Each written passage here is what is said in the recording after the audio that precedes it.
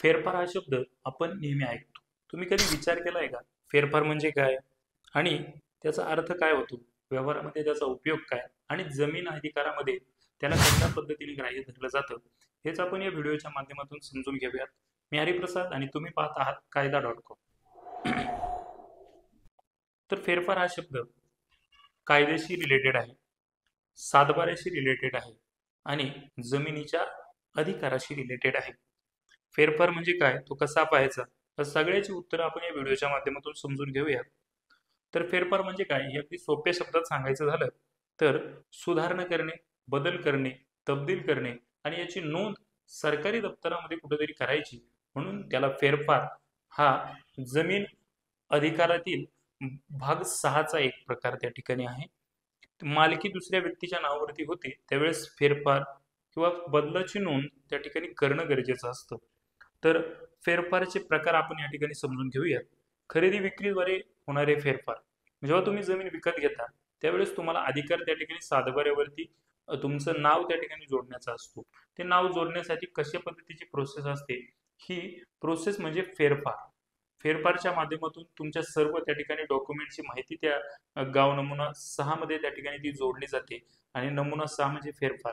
त्या सर्व माहितीला त्या ठिकाणी तलाठी ही जोडतात, त्याला मंडलाधिकारी अप्रुव्हल देतात आणि त्यानंतर तुमचं नाव सातबाऱ्यावरती जोडलं जातं.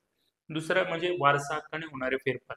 एखादी व्यक्ती स्वेच्छेने आपली त्या ठिकाणी जमीन दुसऱ्याकडे हस्तांतरित करते किंवा एखाद्या खातेधारकाचा मृत्यू होतो, त्यानंतर त्याच्या वारसांना त्या जमिनीचा हक्क जातो, तर त्या वारसा हक्काने जमिनीची जी तब्दील होते, बदल होतो मालकी हक्कामध्ये, तो वारसा हक्क फेरफारच्या माध्यमातून होतो.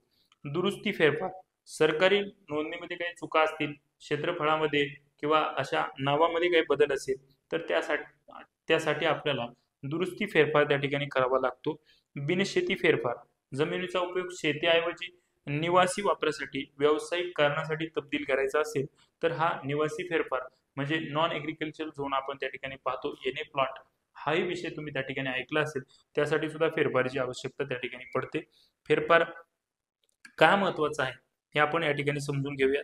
मालकी हक्कामध्ये स्पष्टता येण्यासाठी शेती, कर्ज, अनुदान, पीक विमा इत्यादी सरकारी योजनांचा लाभ मिळण्यासाठी फेरफार असणं गरजेचं असतं.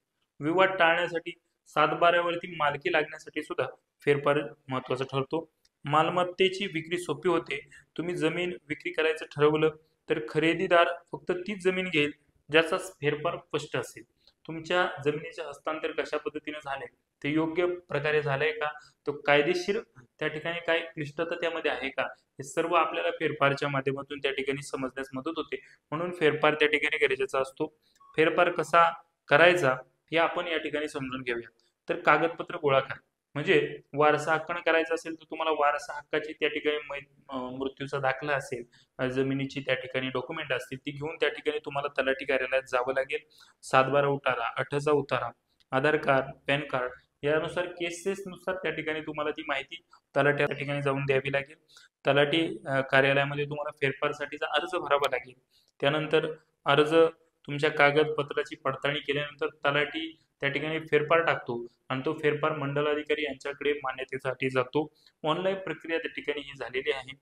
महाभूमी.gov.in वर त्या ठिकाणी तुम्हाला ही सर्व प्रक्रिया त्या ठिकाणी जाणून घेता येईल.